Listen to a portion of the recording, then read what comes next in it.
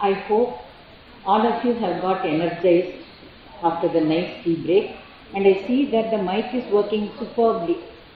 Hopefully, that one impediment which existed has now been looked after. And thanks a lot, Ravi and Ravi, for having looked after it. Before we begin this session, I have two requests. As I said earlier, please, learning is part of every symposium that we do. It doesn't matter how much you fill. You don't have to reveal your identity. Please give your free completed form, and please be kind enough that before the day ends to give the post-evaluation form also. As we collect the pre and the post forms, all of you, especially the youngsters, will get the DVD containing all the LRS and also the certificate of attendance. For the seniors, yes, these things do not matter because you will access.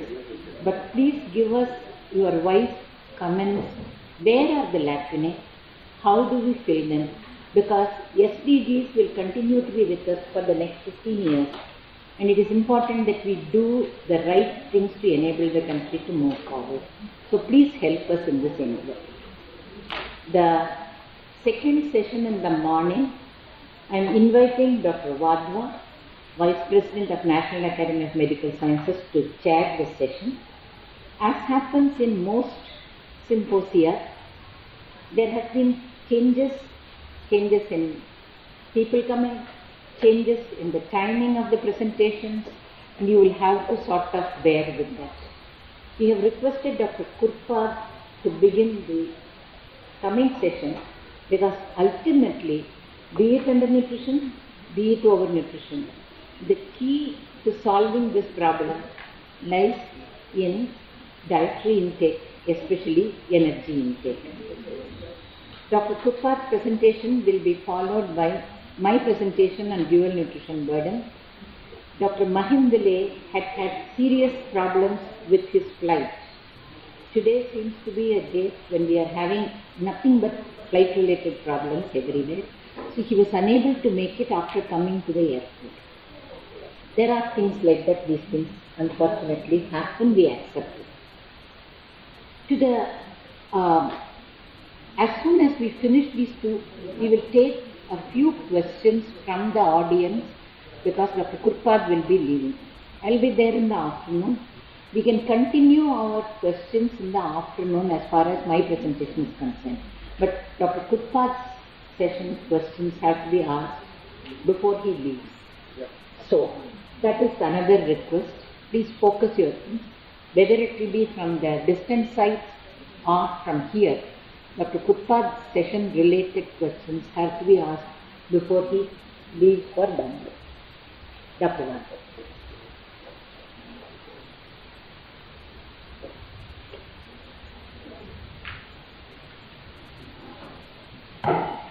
I have great pleasure in introducing Dr. Anura Kurpad, a very eminent biomedical scientist with specializations in the field of physiology. He completed his MBBS, MD and Diplomat of National Board in 1988 from St. John's Medical College and his PhD from Bangalore University in 1992.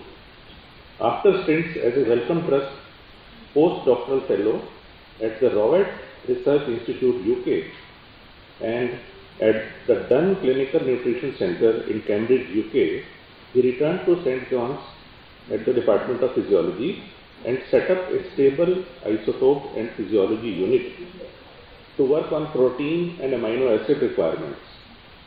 During this period, he primarily worked on accurately measuring human amino acid requirements. In these studies, he set up a definitive, accurate, stable isotope balance method to measure amino acid homeostasis in humans. That provided the basis for the 2007 WHO, FAO, UNU expert committee.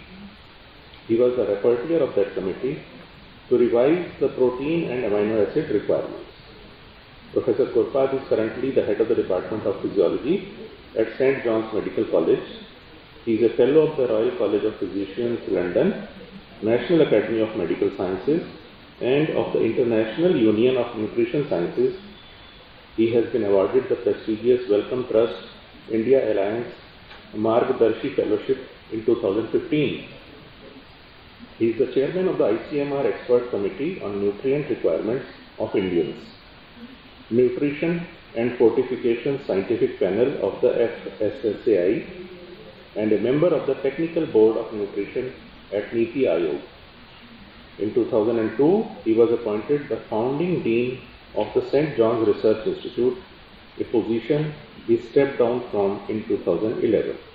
He has written 400 scientific papers and is the co-editor of the Asia Pacific Journal of Clinical Nutrition and on the editorial board of the Journal of Nutrition. He has edited the Asian edition of Guyton's Textbook of Physiology and written several chapters and books in nutrition. And I can recall, when I was a medical student, Guyton's Textbook of Physiology was my favorite book, although many people used to read Genau and others. So welcome, sir.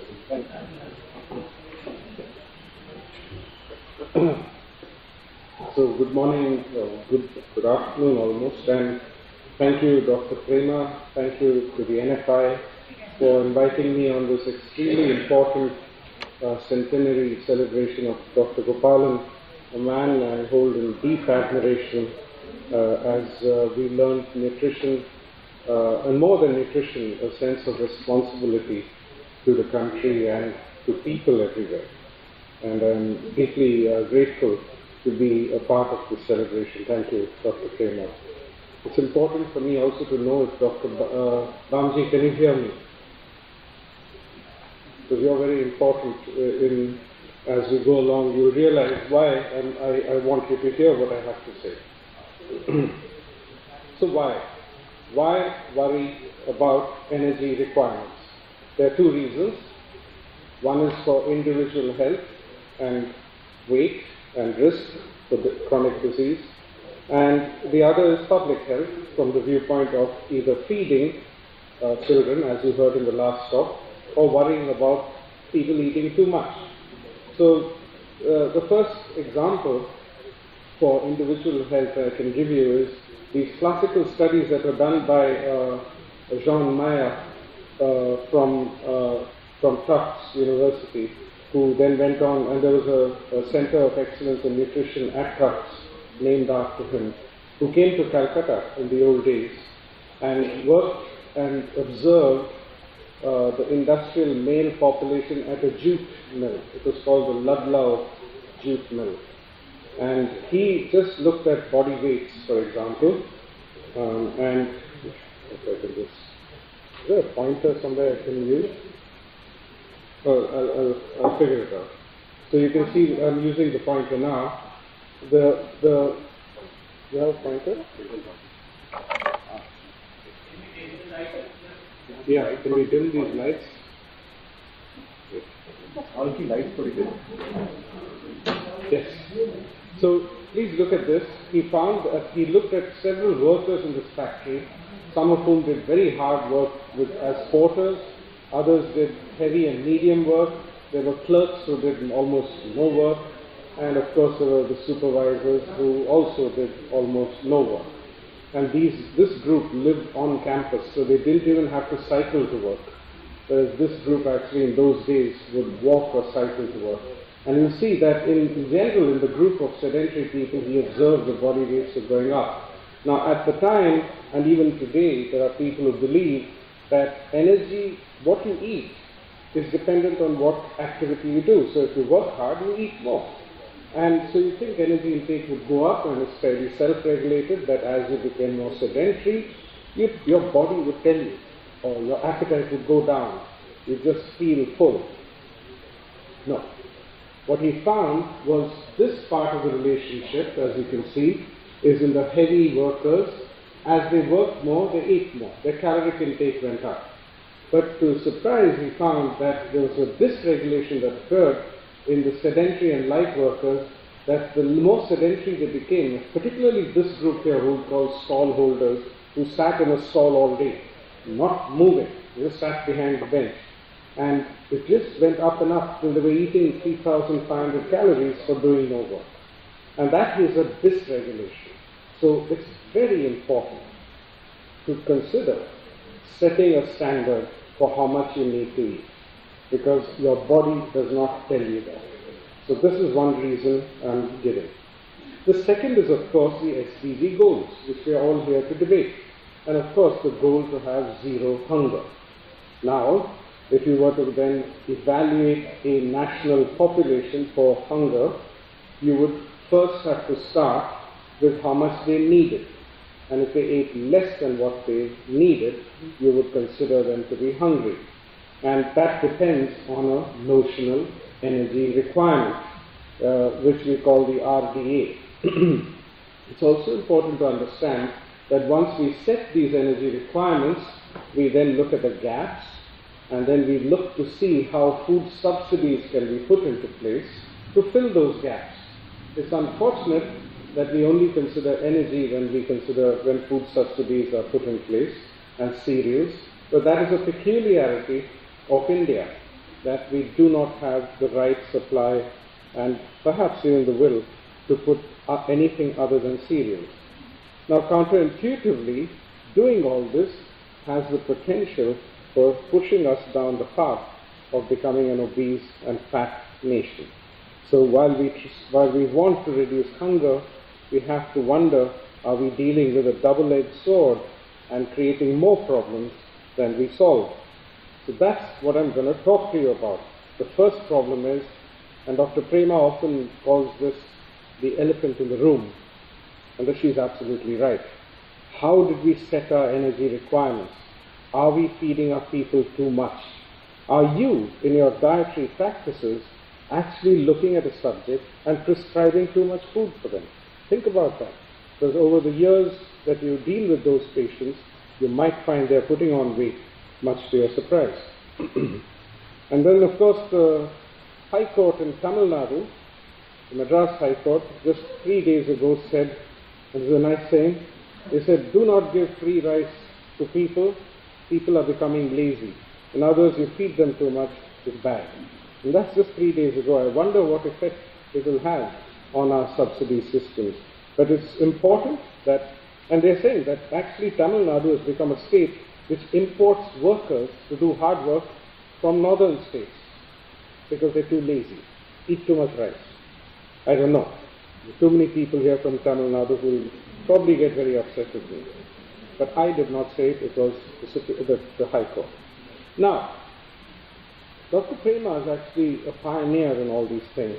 And she wrote an article in the Indian Journal of Medical Research on poverty and nutrition linkages, in which she pointed out how India was the first country in the world to define poverty as the per capita expenditure of the lowest expenditure class, which was defined by the amount of energy they needed.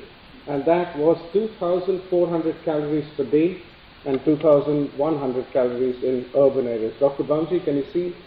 Yes, okay. Now, Dr. Bamji has often spoken about the Rangarajan Committee. And I think before I get to that, I just want to say that in our country, we are engaged with trying to meet these SDG goals to look at the hungry people in those who live below the poverty line. All right? So get that. Hungry people in the BPL. Now, there are two norms for this. You can use the FAO norm, which is what they call the MDER, the minimum dietary energy requirement, which the FAO, in all its wisdom, set at 1,800 calories per day. How do they do that?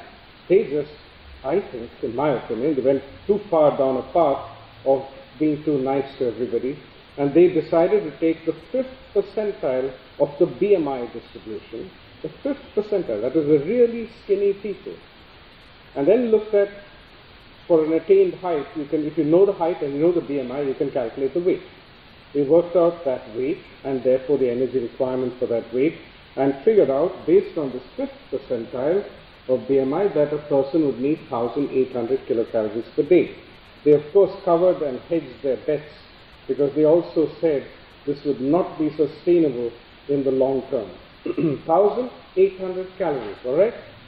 Please keep that figure in mind. It's going to be a bit of a marker for me, 1,800. But know this, that the FAO thinks 1,800 is not sufficient for sustained life.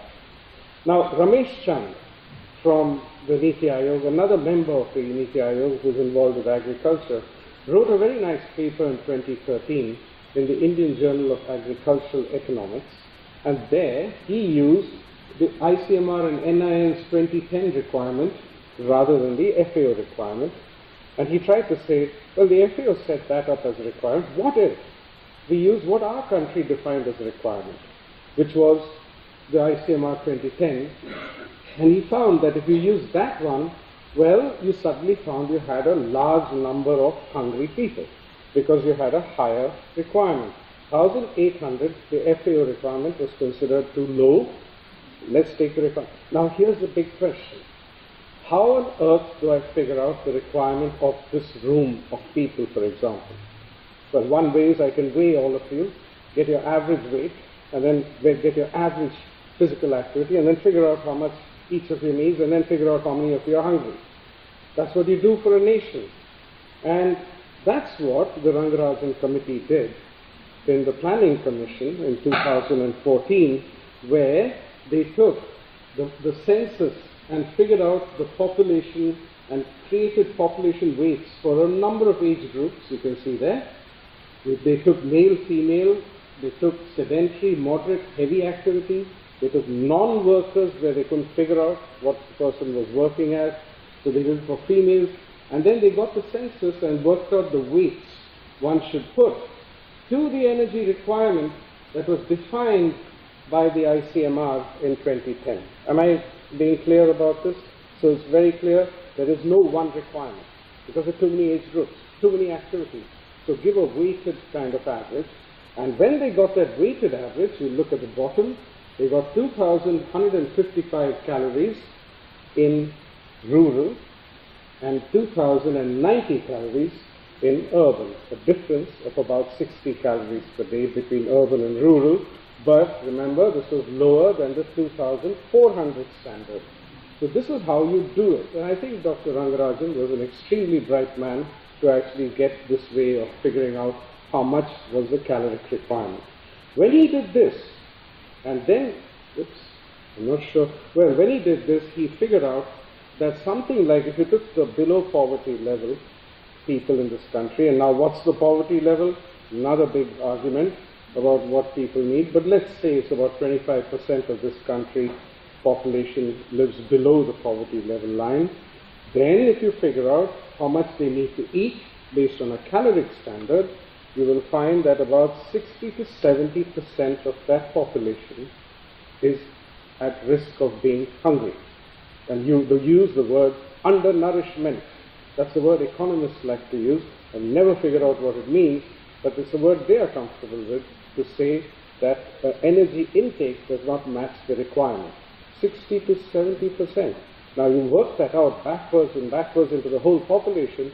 That means that about 16% of the Indian population at large is hungry.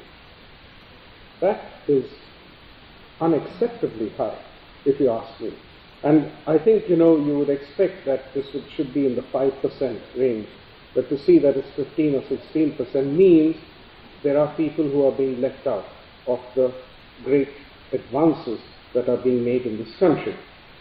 So far so good. I'm working with the ICMR values, 2010, and then I'm working with what the Rangarajan Committee did to get what the requirement was, and this is across all age groups, all right? Now I'm going to turn this on its head. First, how do you get the energy requirement? Because ICMR had a way of doing it. Now, the fundamental issue is this, that in 1985, the FAO, WHO, and the UNU sat together and created a little blue book, which I'm sure all of you read when you were younger, and that blue book was the first step that said, You cannot decide the energy requirement of a population by looking at what they eat. That is what is done before. So again, in economics terms, it is what we call demand. So you just look at what is the amount people are spending on food, what is the amount they're eating, and you say that's the demand, and therefore that's the requirement. That's the wrong way also to do it. The real physiological way is to always base it on what is expended. So you have to figure out energy expenditure. And since 1985, by the way, that committee started sitting in 1980. So let's say for the last 30 years almost, it's been how much energy is expended in the population. And I just want to tell you, and if you go back to Rangarajan here, can you see this? Sedentary male, 2320 calories. Well, if you go to the ICMR book, you'll see that man sedentary work has 2320 calories. If he's a little active, you add 400 calories to that. If he's very, very active, you add almost 1,000 calories to that. For women, 1,900, add approximately the same amounts for a woman. And if you think about it, you think it's a meal or two per day extra. And you think about that as well. There was one thing that we did in the ICMR NI 2010 requirements. What you do for children is that you actually figure, and this is very important for schools and midday meals and so on, that I'll figure out what does a child need for a moderately active child who's running around in the game time and, goes back home, runs around outside of school play hours, an active child. We call that moderate activity, and Prema was really very important. I thank you for that, Dr. Prema. I think she said to me, we are doing a disservice to this country if we do not, even for children in the school age, prescribe what we think should be that a sedentary child should eat, that child who goes for tuition all the time or is sitting in front of a television, as opposed to what we consider what a healthy, normal, active child should have. So we have actually done this for the ICMR 2010, and we have to thank Dr. Prema for that, because I also first argued with her and then I saw the light, and then we wrote this together. Now, but remember this, that the midday meal requirements are calculated based on a moderately active child, and if you talk to those who purvey midday meals to children, like the ISKCON Foundation and so on, one of their complaints is that about 20% of the rice they give the children is not eaten, it's wasted. And they cannot, are unable to get the government to understand this and to say, put less money into the rice, put that money that you have saved into vegetables. There are too many vested interests in cereals. They just can't get out of it. It is so sad to see. But that's the point, that we need to understand that our children are also becoming obese, and if they're becoming obese because they're being fed too much, and we are translating the food-based recommendations from the moderate activity, and we should be clear. And you really ask yourself, what am I going to do? I find this child, I'm advising this parent, am I going to say, yes, of course, the child is in tuition 3 hours a day and doesn't play, so they must eat less. That's hardly the advice you want to give. You actually want to say, well, get your child more active, because they're eating too much, make them spend that energy. There's a conflict here in how you actually decide to deal with children. I'm not going to deal with children because it takes too long, and besides you heard about children in the last talk, so let's talk about adults.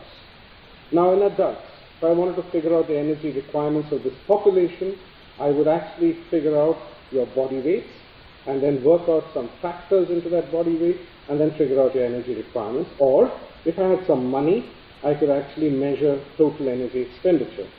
To do the prediction from components, you measure the body weight, and the body weight will then tell you the BMR, the basal metabolic rate, and then you take a questionnaire and ask the person, what were you doing yesterday? Or what did you do last week? And can you tell me how many hours you spent walking, running, sitting, blah, blah, blah. And you figure out, you put some energy coefficients for those, you add them all up. One problem. Everyone thinks BMR measurements are the easiest thing in the world. They're probably the most difficult measurement in the world, because they require a great attention of detail. You have to really have a person who was sleeping. You should measure them in the fasting state, and you should have woken them. They can't go back to sleep because that's a sleeping metabolic rate. So you have to keep tapping them and wake them up. And then it's got to be thermoneutral condition. It's all very difficult. And you know, there are many reports where people say, I measured BMR. They've actually measured the resting metabolic rate, which is completely different.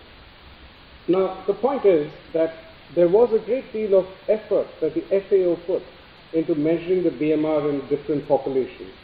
And they collected all these data before 1985, and they created these age and sex-specific equations. And the most famous of them is the Schofield or the FAO-WHO equation. Now, the Schofield, there were two Schofields, unrelated to each other, and they actually had this database. And a lot of their data came from Italy, where there was a lady there called Anna Ferraluzzi who actually recruited young men from an army camp. If you think about it, you want to get young, healthy men, what's the best place to go? Go to an army recruiting camp, because they'll all land up there. But the problem was, in this army recruiting camp, they were highly muscular young recruits, and it's thought that they probably had a higher BMR, because the more active tissue you have, the higher your BMR is. So the Schofield equation was done, FAO accepted it, and by the way, that equation is now accepted even to this date, 30 years later. Do you know why? And this is my frustration, because I went to FAO and said, well, I've got problems with this bunch of people, this army recruits. So can I have the database, please? I'd like to remove those subjects and recalculate. They don't have the database. So that we have an equation that FAO-WHO uses in which you put your faith. They don't have the original data. And they don't have it because Schofield took it away with him when he left. And we don't know where Schofield is now. We don't know. And I have been telling the FAO, it's high time you repeated all these measurements, because I am convinced that you're creating obesity in this world because you're predicting too much energy requirement. So that's what I think. Is that true? Well, let's look at a biological basis for what I think. Now, if you have someone who's got little fat, and you have someone who's got a lot of fat, and you look at how much of fat-free mass each has, it will be different. There's a 10 kg difference in this example of active tissue. Do you know that it could actually change your BMR by 10%? So you take a ball of fat and measure the BMR of a ball of fat, there will be no BMR. It's almost inert. You take a ball of muscle or a ball of brain, there will be a lot of activity. So it really depends on how much. And we all know that Indians are a little too fat for anyone's liking. So perhaps we are probably going to have a lower BMR. So that's what I think. That's the biological basis over here. Is this true? Yes. Prakash Shetty, in the old days, for a variety of reasons, mainly to actually argue against Dr. Sukhatme at the FAO, there was another big hypothesis at the time and controversy. But let's not get into that. That was a different thing, and I think Dr. Bakshi will know all about that controversy. Now, he did a lot of experiments using the predicted Schofield equation and measured the BMR. I know he measured because he had these students called Mario Suarez and Sunil Pierce, who are both in Australia now, but they actually sweated and struggled to get subjects to sleep the night in the lab, wake them up, do a true BMR measurement, and consistently, in urban men, rural men, in women and other men, it was all around 10% lower when they measured it versus the prediction. So what I thought was, yes, it's probably overestimating. There's a biological basis for it, and there's a validity to those biological basis in that it is indeed 10% lower. Is there any external validity to this? After all, this is Indian data. Yes, there are studies from around Asia, and you go into the net and look, you will find that everyone is saying that they get about 10 to 15% lower on BMR measured versus predicted. It is high time this was changed. And I just don't know how we do it. But in India, we have taken Prakash Shetty's equation and we use that as a predictor for BMR. So I've said about that, that's 10% lower. What about physical activity? Are we getting that wrong as well? After all, how wrong can you get? It's a questionnaire. Just go out, ask people, and if they're telling you lies, that's a problem. But if they're not telling you lies, what's the problem? Well, there is a problem. First, I just want to tell you that India, this is a data set that came out in Nature, and it was using these apps. They somehow got big data and collected data from every app in the world, and they then were able to figure out different countries, and India was one of the less active countries. If you look at the average daily steps, which go from 6,000 down to 3,500, India was approximately 4,300 steps per day, and it's men who were stepping more. Females actually were much more inactive. They call this activity inequality, and the higher the inequality, the higher the obesity, and it's more likely to occur in women. Now, we can argue about why that occurs, and whether the opportunities to walk freely exist in this country. That's a different story. But India is inactive. Alright? That's where India is. So there's a large gender gap that I wanted to point out to you. So what you do is take a history of activities you want to be really accurate. Don't use apps. Multiply each activity duration into its activity expenditure. You call that the physical activity ratio. Sum them up. Divide that by the total number of time you're covering, and that gives you a sum factor that you multiply into the BMR. Quite simple. The problem is, and if you read that INSA proceedings that Dr. Prema revealed today, there is a paper on that written by all of us, which really suggests that the PAR is quite different for many of the activities that are reported in FAO UNU. And we should be careful to think that maybe for our population, we need population-specific PARs. And you see the same fault in me again. Am I just telling you my opinion? Or do I have data to back this up? Well, there is data. I have some and some others have. But this is the important figure I want to show you, that if you measure PAR in a 70 kg person or a 40 kg person, you'll get different values for the same activity. So they spend different amounts of energy in that activity. And this is the point. The FAO pushed PAR as a great measurement because they said it was independent of weight, it was independent of age, it was independent of gender. They said, what a wonderful metric this is.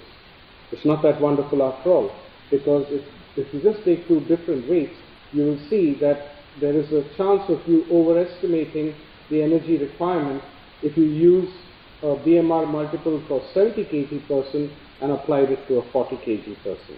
Now that sounds and looks very complicated. Yeah, I think so. But there was this lady called Parvati Ishwaran who was at Avinash Lingam College, a wonderful lady, and she came to me and said, let's do some work on PAR, because she too didn't believe it. And so I had a student at the time called Rebecca Kurian, and Rebecca's PhD thesis was done at Avinash Lingam, and her whole thesis was, can we measure PAR of activities in Indians? And more importantly, is it different in different sized bodies? And Rebecca did this in a number of people, ironing, walking, she did sweeping, she did washing, she did all sorts of things using this kind of a device. And she found that, well, yes, as the size changes, you get different PARs. And these were all published in the British Journal of Nutrition. I'm not sure where they've gone after that, but here's what I want to leave you with. I had two opinions. BMR is overestimated, and I'm telling you there's data to prove that. The second opinion was, I think the PAR method is not a great method, because you'll take your history and you'll apply that religiously, but you'll make big mistakes. There's also data for that.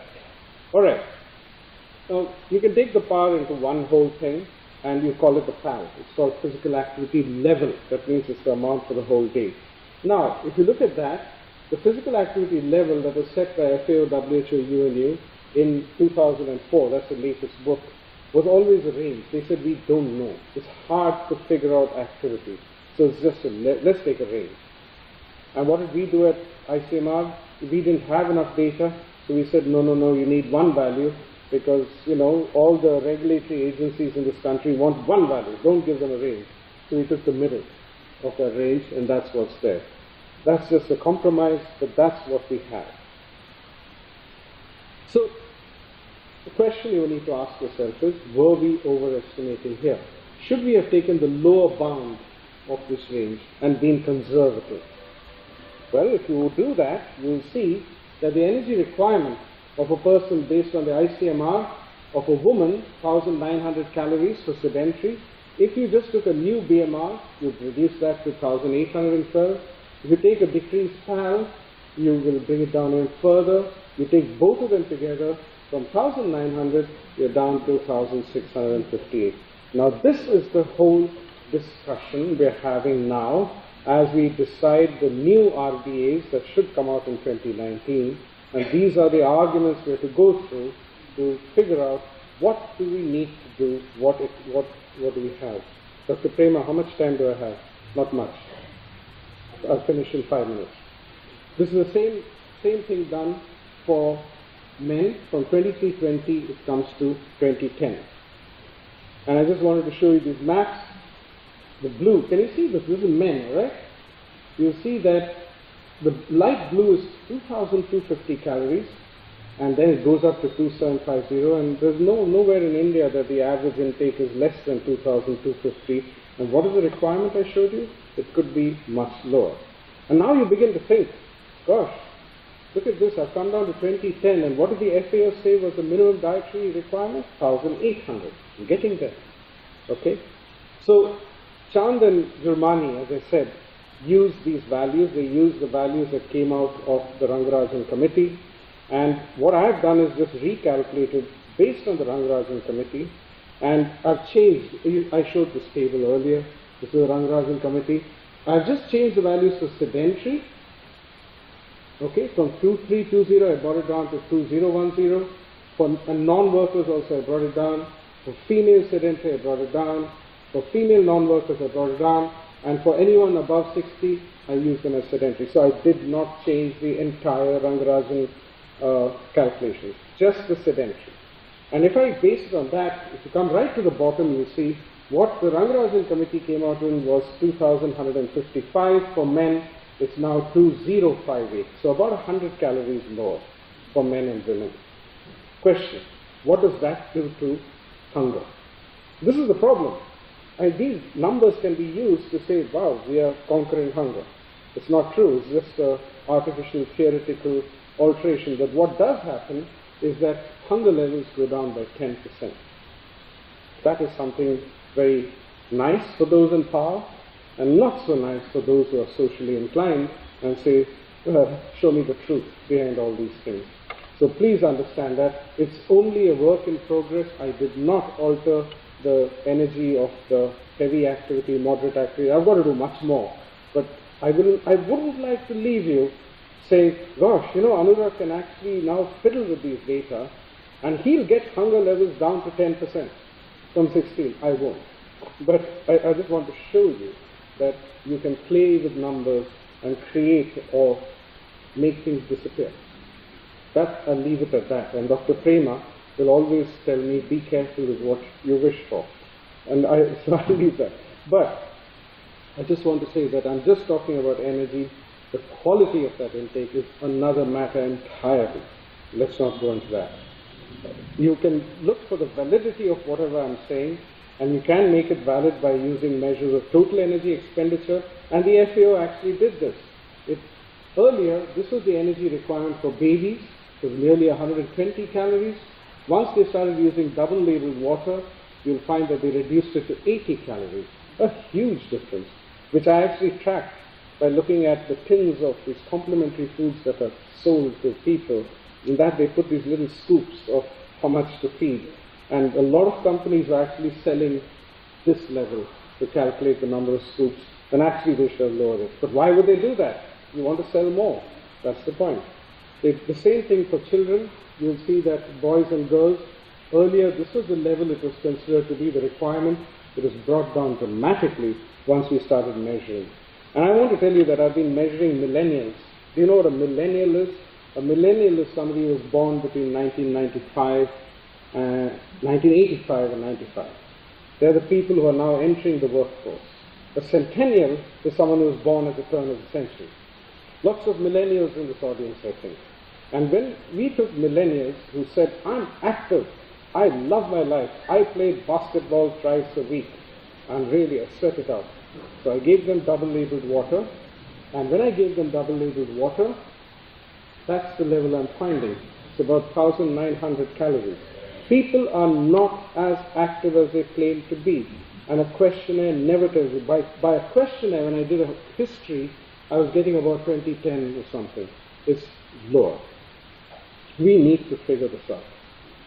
Well, I'll just conclude here that energy expenditure is low, errors exist, sedentary behavior is just getting worse, centennials are even worse than millennials, overweight is doubling and tripling in this country, NCD is exploding, and if you're going to look at the elephant in the room, we really need to change the energy requirements. We have to. We are doing a great disservice to this country if we continue to tell people that this is what you need, or we give subsidies based on this is what you need when we got it all wrong. I just want to tell you what's coming. Rebecca, the girl who did the physical activity ratios, recently did a study along with a group of people in 6 countries to actually look at the energy content of what is called fast food and full service food. She and her students went into these hotels around St. John's, many hotels, many restaurants, and ordered food. And then quietly packaged the whole thing, took it back to the lab, weighed it, blenderized it, put it into a bomb calorimeter, and measured the true energy content. Alright? So this is it, and in the US, for example, there were many more, but it was always thought India eats less. Okay? Guess what? The average for full service was 1,400 calories per meal. Fast food, 1,200. Look at the amount of food. It's about a kilo of food that people eat per meal. I think, we really need to think about what we do. And then she's actually given all these here. I just wanted to show you, this will shock you. Go and have a meal in a restaurant with roti, paneer, vegetable sabzi, dal, little flavored rice, curd rice, papad, salad, pickle. 1,800 calories. That's your entire requirement in a day. And then you think, gosh, Chinese food is so nice, it's light. Go and have a chicken fried rice with chicken tuna. 2,234 calories. Anything fried, rice particularly, rice loves oil. Take a biryani, take a pulao, take fried rice. It's a bomb, okay? And I just want to show you that these are the pictures of that food. And I was talking to Dr. Shashikaran, and we were thinking that, the health and nutrition slogan now is Aaj se thoda kam. What do you think? Dr. Shashikaran, what do you think it should be? Adha cow or Faida pav. I think that's very important. When you go out, eat half a dosa. By the way, a masala dosa, you think was 400 calories? 500? It's 1,050 calories. And you ask them to make it crisp for you, you're going to get more. Okay, so I think we are just overeating in this country. The amount of energy in our going out. And if you look at the spending habits of millennials and centennials, there's several reports on this, you will find that they're spending a significant amount of their money on eating out. There is a huge problem going on, and we're not seeing it happen. And by the way, were you eating out just now? How many calories do you think that was? So there's the handsome young model holding that. He promised that he'll post me an after picture, because we think that's about 1,000 calories in his hand. But we'll have to see. But I would say just eat half, eat less. Aaj se zyada kam. Thank you.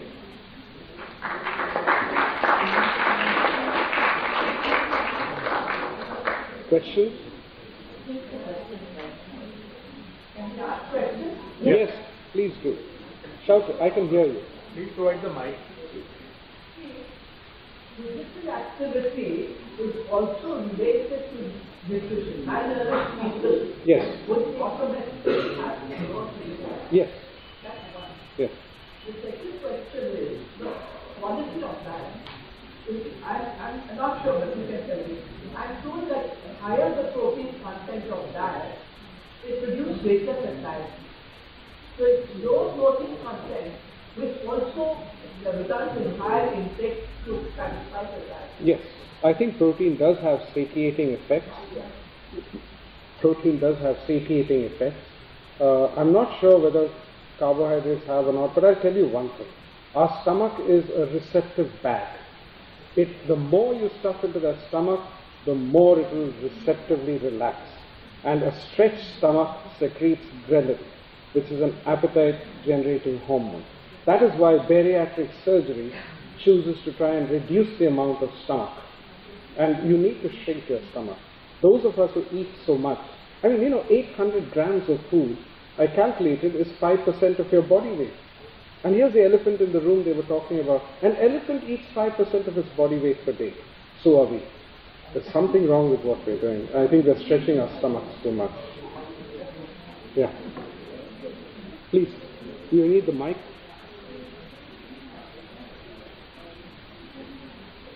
I want to get ignited by your, seeing it beyond. And I think that very few people do this research exercise. But I want to flag two things. The difference between predicted and estimated being 10%, between 8 to 9% actually, is something that was very evident, was known.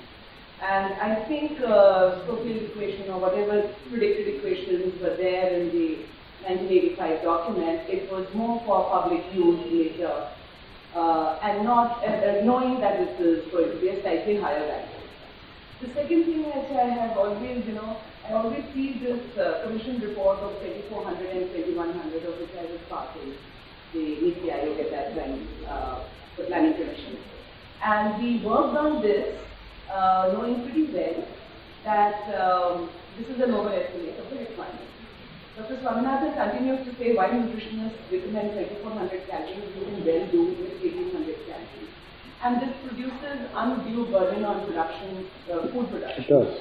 And 2400, those who consume this kind of diet are known to be overweight and weak. It was a very correct observation.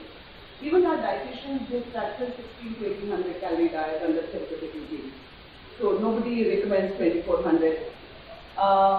However, the whole exercise of the commission at that time had got nothing to do with requirements, had nothing to do with hunger, or maybe something to do with hunger, but to define actually the detail and minimum wages. So if it was not 2400 calories, the minimum wages would then drastically fall, leading to general poverty in the country. And that was the purpose, and not to actually fix the energy requirement. It was known that this value is going to be more. Even in the rural sector, why it was kept 21, there was less labor-saving devices at that time than now. So actually, with lack of employment, in slums and in rural areas, there is huge reduction in energy expenditure.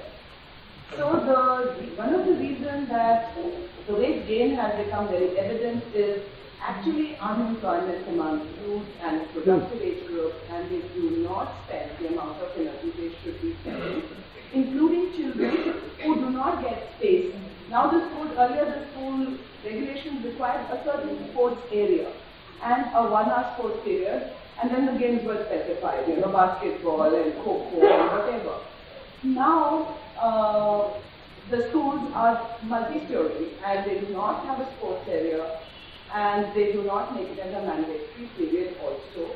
Something which I think ICMR with Canadian College Collaboration is trying to work on number of steps to school and activity scores to be able to promote physical activity.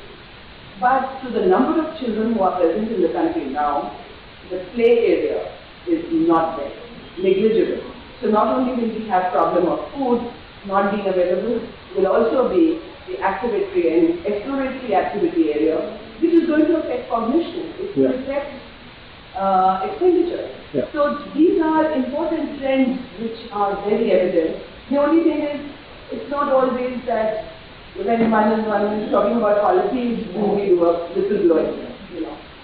So somewhere it had to be underplayed. That is for that 2400 calorie report. So I have, you know, continued to keep that for many years, and that's not a requirement thing, going very well, but the RDA book should be truly representative of expenditure data. So there is one reference point among people who educate themselves in the field of nutrition that they are sensitive to these fine rules. If that is completely valuable. Yeah. So can I just be really clear? And I have no intent of saying those are requirements. So the point is that a poverty line is drawn based on being able to spend a certain amount of, say, $1.25. It's by no means a requirement. It's just a line one draws in the sand.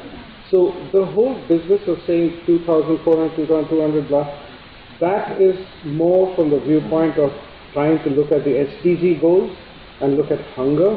It's not a requirement. Where I'm coming from is public health, which is this, but there's a private health, and I want you to look at certain apps on the market today. They're called Healthify Me, or there are all sorts of apps. All they ask you is give your weight and then give your activity, and they'll figure out your energy. And many young millennials use these things. And my worry is that the equations they're using are different. So they're basically going into, you enter the food you eat, it tells you you're eating too much, but they're measuring too much of a requirement. And apps are going to be there. And I just feel that we really, in India, we need to write these things properly so that these guys who are in the software industry at least, they are influencing the world a lot, and they should know it.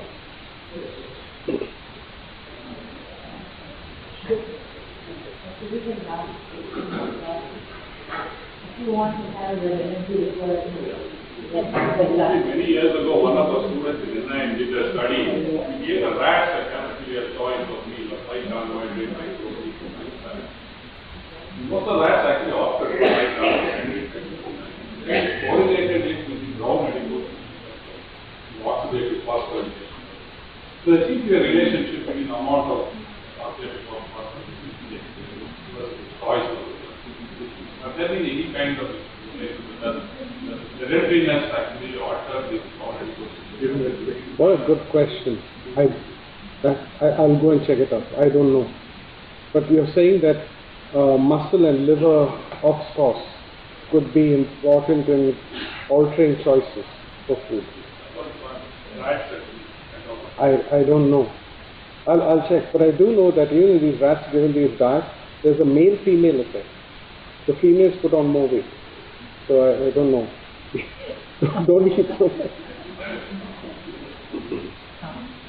Shall I come back? Oh.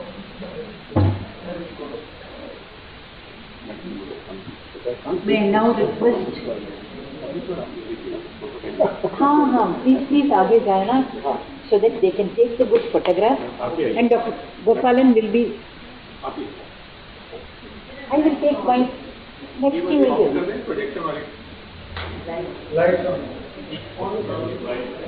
आप थोड़ा इस तरफ आ जाए. That is easier option. हाँ, that is also a better. Projection of the video. वो मुश्किल है. Projection of.